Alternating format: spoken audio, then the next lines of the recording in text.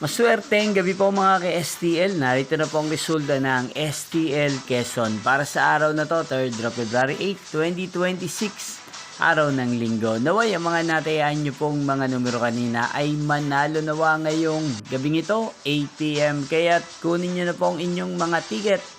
Narito na po ang resulta.